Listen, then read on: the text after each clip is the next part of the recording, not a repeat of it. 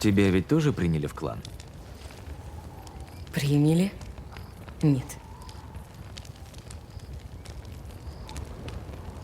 Отдыхай. Отцу я... Я постерегу.